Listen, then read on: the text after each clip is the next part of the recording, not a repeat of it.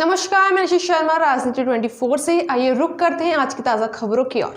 मध्य प्रदेश के बीजेपी के पूर्व विधायक राजेंद्र वर्मा द्वारा मीडिया से चर्चा कर उपचुनाव को लेकर खास बातचीत की गई, जिसमें उन्होंने कई मुद्दों पर कांग्रेस के ऊपर प्रश्न खड़ा किया।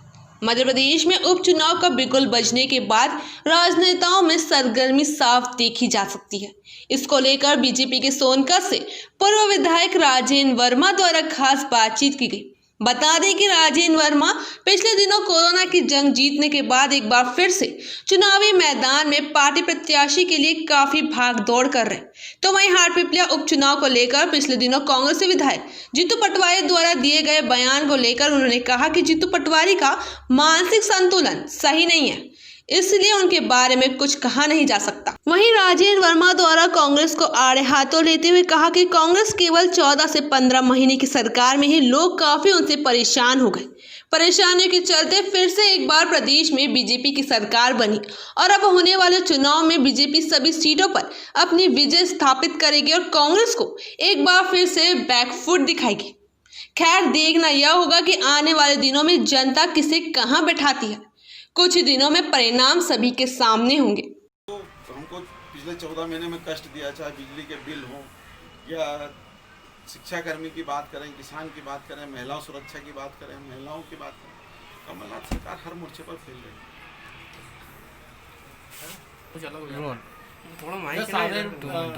सावेर विधानसभा बीजेपी और कांग्रेस दोनों के लिए प्रतिष्ठा, जहां उसकी जवाबदारी जीतू पटवारी जैसे लोगों को दी रखे, कमलनाथ ने दे रखी है, वहीं बीजेपी के कई थोपन नेता वहां पर प्रचार प्रसार में लगे। देखिए, भारतीय जनता पार्टी हर चुनाव को जीतने की दृष्टि से चुनाव लड़ती है।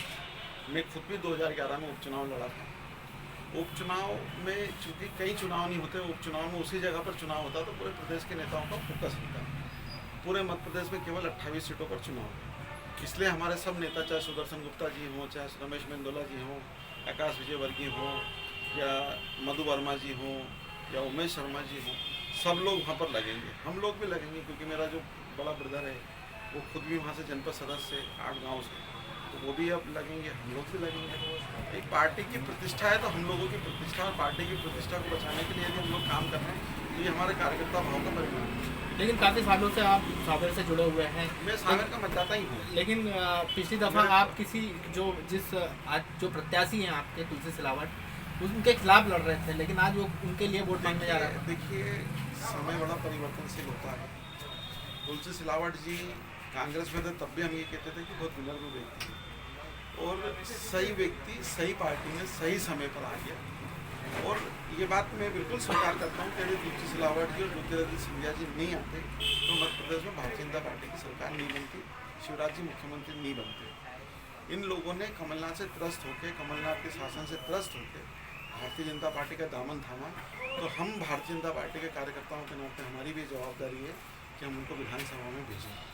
इसलिए हम सब लोग पूरे प्राणपण से लगेंगे और पार्टी के लिए सावेर नहीं, पूरी 28वीं विधानसभा हमारे प्रतिष्ठा की दृष्टि से महत्वपूर्ण है, क्योंकि चुनाव कोई सा भी हो भारतीय जनता पार्टी उसको गंभीरता से लगती है, चाहे नगर निगम का हो या पंच का हो या पार्लियामेंट का हो। और जहाँ तक जीतू पटवारी का सवाल है, मैं उनको गंभीर नेता नहीं मानता हूँ। कमलनाथ ने क्यों जवाब दे दी, क्या दे दी, वो कमलनाथ को पता है, लेकिन मैं जीतू पटवारी को गंभीर नेता नहीं मानता। ये 2 निर्णय उन्होंने वल्लभ भवन में लिए थे शपथ लेने के तुरंत बाद। तो शिवराज जी का दिल किसान के लिए, युवाओं के लिए धड़कता है, किसानों के लिए, युवाओं के लिए सोचते हैं, महिलाओं को अपनी माता समझते हैं, बहनें समझते हैं। इसलिए आज बच्चा अपने मामा को मामा नहीं बोले, लेकिन यदि शिवराज जी चले जाता है तो उनको शिवराज मामा बोलता है। ये रिश्ता सहज नहीं बनता, ये रिश्ता विश्वास बनता, अपनेपन से बनता है। और वो शिवराज जी की कमाई है कि उन्होंने मध्य प्रदेश की जनता को अपनाया है और मध्य प्रदेश की जनता ने उनको अपनाया है। इसलिए आज वो कहीं भी सभा में जाते हैं तो लोग अपने मामा को मामा नहीं बोलते, लेकिन उनको मामा बोलते। एक और फोटो चल रहा है, शिवराज सिंह चौहान के मंच पर घुटनों के बल बैठे थे, उसको कांग्रेस की तरफ से प्रचारित किया जा रहा है कि चुनाव होने से पहले ही वो घुटनों पर आ गए। शिवराज जी हमेशा से ये कहते हैं कि मैं मध्य प्रदेश मेरा मंदिर है, उसमें रहने वाली जनता मेरी भगवान है और उसका पुजारी शिवराज सिंह चौहान है। वो तो कई मरतबा पेटलाबाद में जब गैस कांड हुआ था उस समय भी जमीन पे बैठ गए थे लोगों। इन कांग्रेस पूरे मुद्दों को भुनाना चाहती है। कांग्रेस ने हमेशा से घुटनों से कुचलने वाली कांग्रेस है, चाहे आप तत्काल देख लो या कांग्रेस का दमनकारी नीति देख लो, कांग्रेस विचारधारा को कुचलने वाली पार्टी है। और हमको बहुत, हमारा नेता शिवराज सिंह चौहान बहुत विनम्र और बहुत सहज है।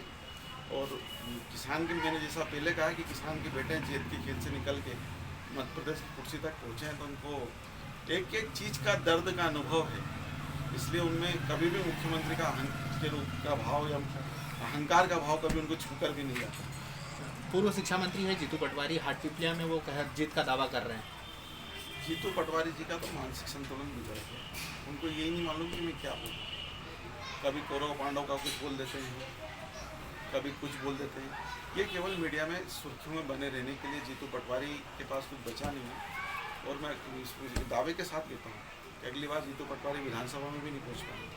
हाटपिपलिया की क्या स्थिति है? 100% भारतीय जनता पार्टी जीतेगी और कंफर्टेबल मार्जिन से जीतेगी। आज भी जीतू पटवारी का एक वीडियो वायरल हो रहा है जिसमें वो एक अम्मा को ला रहे हैं, उससे बीजेपी कांग्रेस की बड़ी करवाना। मैंने अभी रास्ते में आते हुए देखा, वो अम्मा ही खुद ही कह रही कि कमलनाथ में बहुत कमियां थी, और हमको कहने की जरूरत ही नहीं है। तो जनता खुद कह रही कि कमलनाथ की सरकार ने जो हमको पिछले 14 महीने में कष्ट दिया, चाहे बिजली के बिल हो या शिक्षाकर्मी की बात करें, किसान की बात करें, महिलाओं सुरक्षा की बात करें, महिलाओं की बात करें, कमलनाथ सरकार हर मोर्चे पर फेल रही है। फिलहाल खबरों में इतना ही, और खबरों के लिए जुड़े रहिए राजनीति 24 के साथ।